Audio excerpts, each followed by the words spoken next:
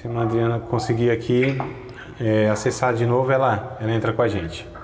Então, amadas, o que eu estava dizendo a respeito do Martinho Lutero, né, que nesse contexto, então, religioso, onde o Evangelho, apesar da igreja ela ser mundial, ser católica, apesar da igreja ter toda a liberdade, aliás, era ela que mandava no mundo, eu digo, né, como esse poder econômico, esse poder cultural, esse poder intelectual, o poder científico, o poder político. A igreja, naquele tempo, era quem tinha o controle e o poder sobre tudo isso aí, ou seja, literalmente era a igreja que governava o mundo, era o Papa, os líderes, né? Tinha, lógico, cada país tinha lá o seu rei, né, o seu governante, mas o Papa que tinha esse poder de decidir as coisas, e só havia a Igreja Católica, não havia, né, aí outra igreja. A igreja era uma só, né? Era a Igreja Católica, quer dizer, universal. A palavra católica, ela quer dizer universal. Então só tinha uma igreja, literalmente em todo o mundo.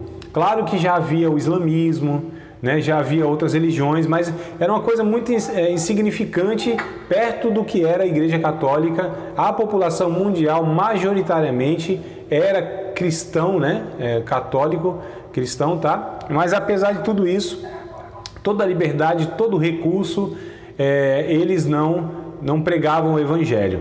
Então, na continuidade aqui dessa ideia, essas teses, né, que Martinho Lutero pregou lá, foi um golpe no poder do Papa, tá? No poder da Igreja, que desviava dessa fé chamada apostólica, né? As teses combateram o pretenso poder da Igreja de ser mediadora entre os homens e Deus, que é como eu disse, né? A Igreja falava que ninguém era salvo sem pertencer à Igreja. Tinha uma frase, um entendimento que era assim: quem não tem a igreja por mãe, também não tem Deus por pai. Olha só o que eles falavam. Ou seja, se você não pertence à igreja católica, você não é salvo. Olha que coisa terrível. Parece algumas igrejas hoje, que diz que se não for daquela denominação, né?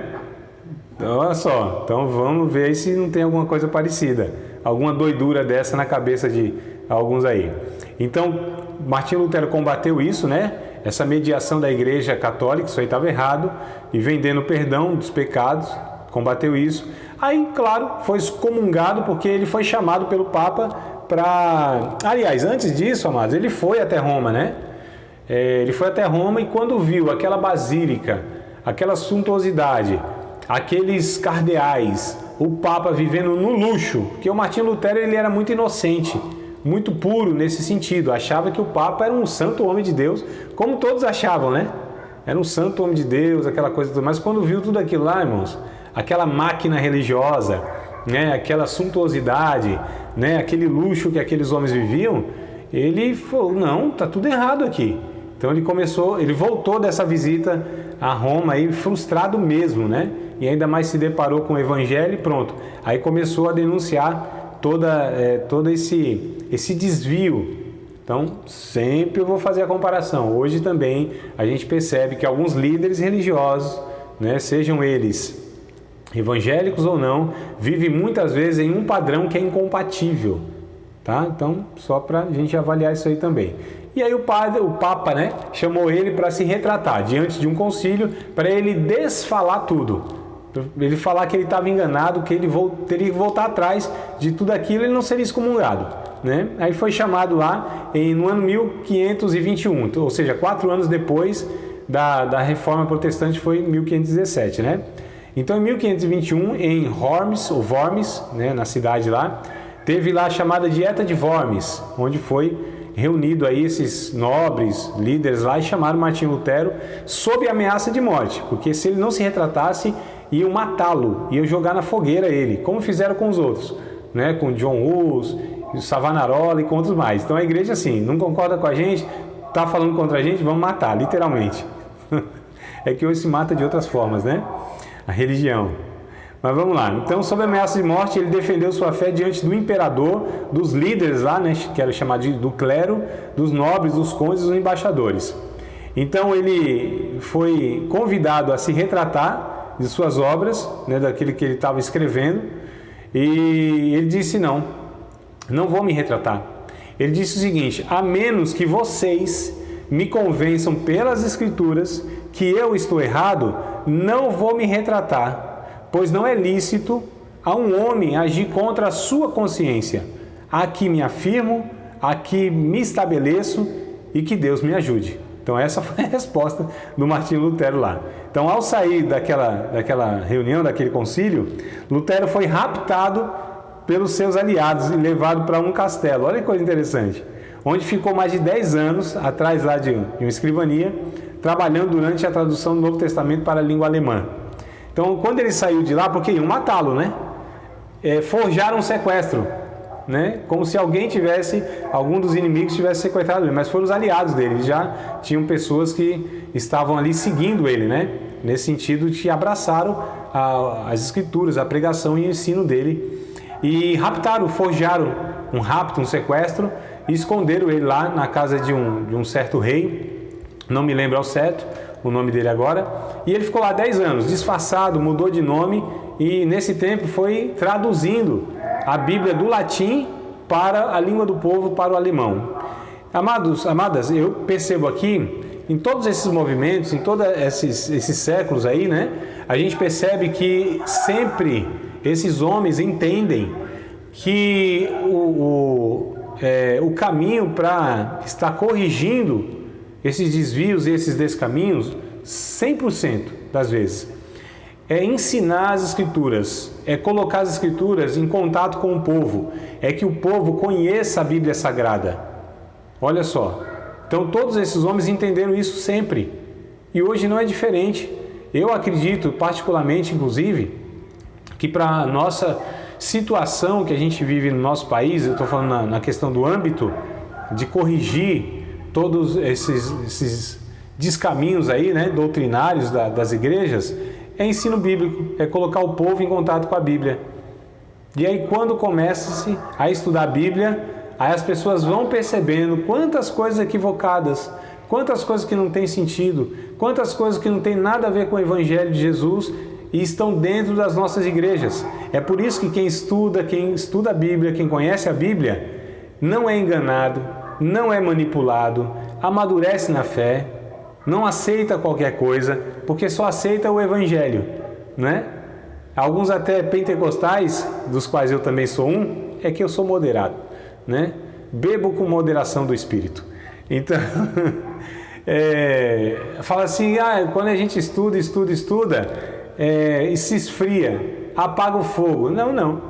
A Bíblia só apaga o fogo estranho, o fogo que não é produzido pelo Espírito Santo, né? Nos torna críticos no bom sentido da palavra, de distinguir os erros, não murmuradores, quando a pessoa recebe o ensino de maneira correta, claro, né? Então a gente entende que isso é o necessário, sempre foi, sempre será, e o que acontece aqui.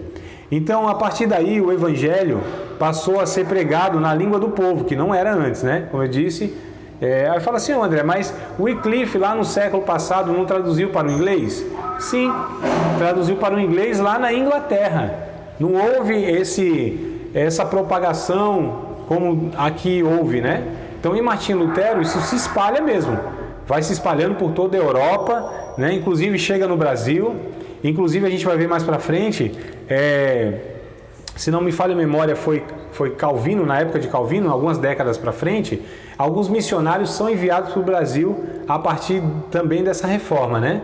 Então houve essa questão de que isso se espalhou, mas antes não tinha sido, antes era só pontual mesmo, lá na Inglaterra, lá na Itália. Agora não, a partir da Alemanha isso começa a se desdobrar para vários outros países, né? Por toda a Europa, que na época era de fato o maior continente que havia, aliás, até hoje ainda né? É o velho continente, é o maior continente, né? A riqueza cultural, enfim.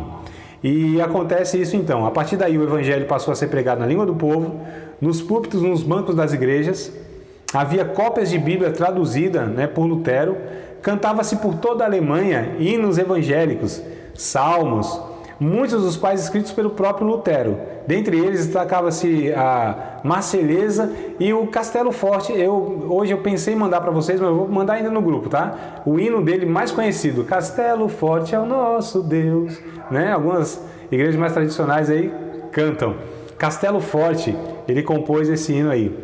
Então, dentro aí de 30 anos aproximadamente, a igreja cristã na Alemanha tinha sido reformada, como nunca antes tinha sido, ou poderia ter sonhado em ter essa mudança. Lembrando que todas as igrejas eram católicas, não havia nenhuma outra. Mas aqui, depois de 30 anos, todas as igrejas da Alemanha tinham sido reformadas, ou seja, eram bíblicas novamente, né? O evangelho era pregado. Olha que coisa interessante, as pessoas tiveram uma transformação real. Houve muitas e muitas salvação de almas. Então, antes haviam cristãos religiosos, que eram cristãos católico, apostólicos, romano. Gente que estava dentro de igreja, mas não eram gente salvas, regeneradas, discípulos de Jesus. Mas a partir de Martinho Lutero, trazendo novamente a pregação da cruz, a pregação da justificação pela fé, a pregação da graça de Deus, aí muitas pessoas foram transformadas, mudaram de fato. A gente vai ver na sequência, na próxima aula, se Deus quiser, por exemplo, lá na Suíça, toda a cidade de Genebra, ela foi transformada, irmãs, a ponto de ser conhecida como a maquete do reino de Deus. A gente vai ver na próxima aula isso, se Deus quiser. Quero parar por aqui, né, que a gente já está chegando no nosso horário, mas só para estar aqui, então, completando, tá?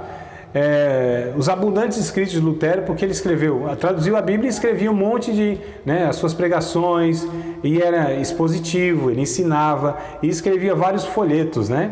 Então, esses abundantes escritos de Lutero tiveram larga aceitação. E assim, o movimento se espalhou pela Boêmia, hoje é a República Tcheca, né? Hungria, Polônia, Inglaterra, Escócia, França, Países Baixos, Escandinávia e até mesmo pela Espanha e Itália. Então, olha o alcance que teve esse movimento a partir da Alemanha com Martinho Lutero. De fato, o Espírito Santo usou Martinho Lutero, usou esse período para trazer um novo avivamento mundial, amados. A semelhança de Pentecostes, né? Onde houve salvação em praticamente assim todo o mundo ou os principais mundos na época conhecido. Então, de fato, Deus realizou um grande movimento de transformação, de libertação, de salvação, trazendo novamente para aquela igreja nominal o evangelho puro, o evangelho dos apóstolos, o evangelho bíblico, né, sendo pregado a cruz de Cristo acima de tudo e acima de todos. Não é Brasil acima de tudo e acima de todos, não. É a cruz de Cristo acima de tudo e acima de todos. É o evangelho de Jesus Cristo que é a principal mensagem. O apóstolo Paulo, ele disse em 1 Coríntios capítulo 2: eu, quando fui ter com vocês, nada me propus a saber, a não ser a Jesus Cristo e a este crucificado. E quando fui ter com vocês, não fui com sublimidade de palavras persuasivas de sabedoria humana, e nada me propus saber entre vocês, e não fui com palavras de sabedoria de homens, para que a fé de vocês não se apoiasse em sabedoria humana, mas fui em demonstração do Espírito e de poder, falando de Jesus, a cruz de Cristo, que é escândalo para os judeus, que é loucura para os gregos, mas para nós que somos salvos é o poder de Deus. É isso que Martinho Lutero concluiu. Você acabou de participar de mais uma aula de um dos nossos cursos do Seminário de Teologia, Vida Cristã, Palavra da Vida. Espero que tenha te abençoado, não só alargado o seu conhecimento teológico, mas que tenha também atingido o teu coração para que você possa a cada dia mais reproduzir a vida de Deus nas suas relações cotidianas. Se você ainda não é aluno oficial de um dos nossos cursos, se inscreva aqui no contato que vai aparecer do WhatsApp. Também nos siga nas redes sociais, se inscreva no nosso canal, compartilhe à vontade e Deus te abençoe.